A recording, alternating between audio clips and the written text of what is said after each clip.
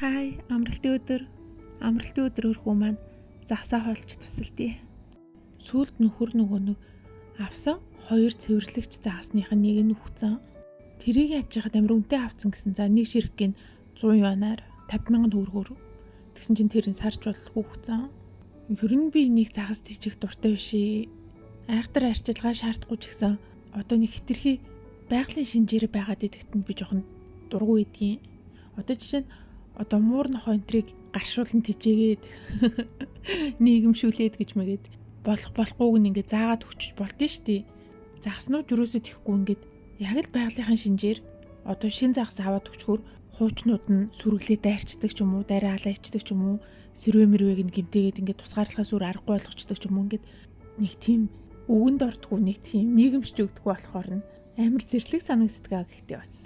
Тэгээд ууган загас ингээд тижээгээд хүн чинь ингээд стрессээ гаргаад тайвшруулыг мэдрэх ёстой шүү дээ. Би хараа эсрэгээрээ бүр стрессчтэй.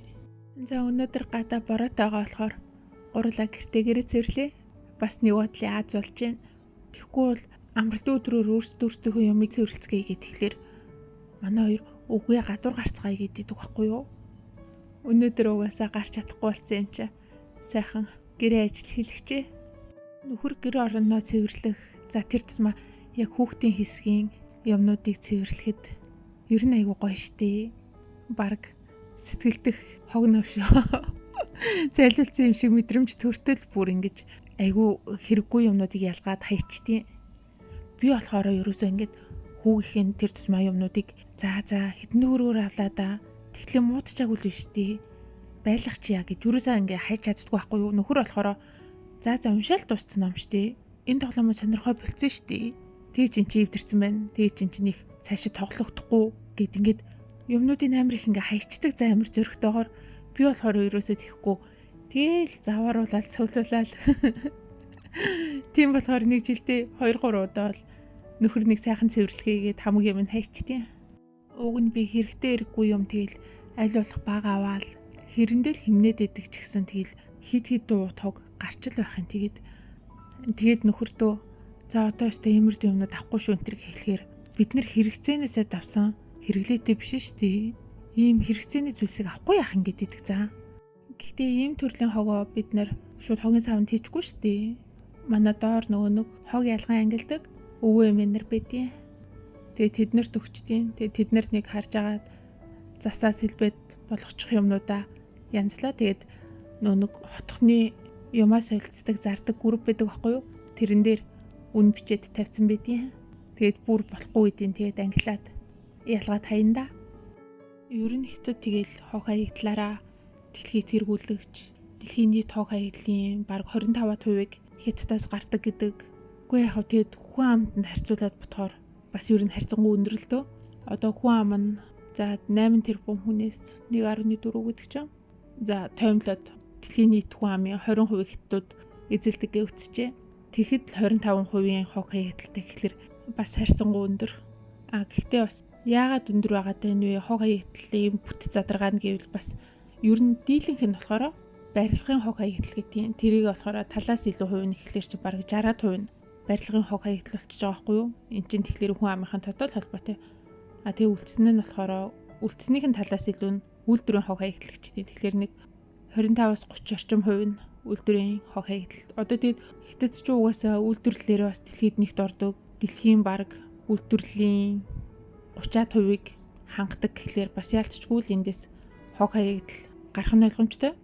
Хог хаягдлаас гаднаас хүлэмжийн хий, нүүрс хүчлийн хий ялгаруулалт бас дэлхийд нэгт л ордон шүү дээ. Дэлхийн нийт нүүрс хүчлийн хий ялгаруулалтын бараг 35% Хятад ялгаруулдаг гэхлээр яалтчгүй л дэлхийн дулаараа байгаль орчны бохирдолд асар их муугаар нөлөөлж өгөө зүйл нь байдаг. Гэхдээ би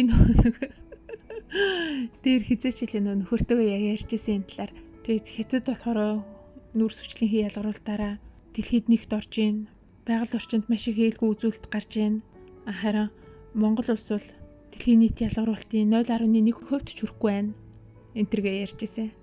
Гэхдээ яг нэг хүнд ногдох нүүрс хүчлийн хий ялгаруулалтаараа Монгол улс Хятадтай харьцуулахад өндөр байдаг гэд би хэлчихгүй юу? Тэгсэн чинь нөхөрлөг уурлаа. Заавал тэр чинь хүн амын тоонд харьцуулаад ахлаар яадгийн. Газар нутгийн хэмжээнд харьцуулахад болоо юм шүү. Нэг хүнээс хэрэг хий ялгарч байгаа нь сонирн биш үстэй. Хэрэг том талбайгаас ялгарч байгаа нь чухал үстэй гэлээ. За яриа хог хаягдлаасаа хазаачлаа.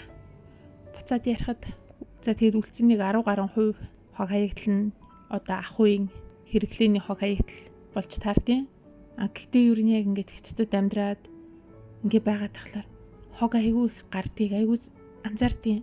Тэгэд яг энэ хог хаанаас ирээд байна гэдэг яг ингээд ахын хүрээнд ботхоор ерөөсөө л хүргэлт нь одоо нэг талдаа амьдралыг маш их хөнгөвчлөдөг юм шиг харагдаж байгаа хэрнээ бас нөгөө талдаа хог хаягдал хэрэггүй зардал гэсэн бас сөрөг зүйлийг дагуулаад байгаа байхгүй юу?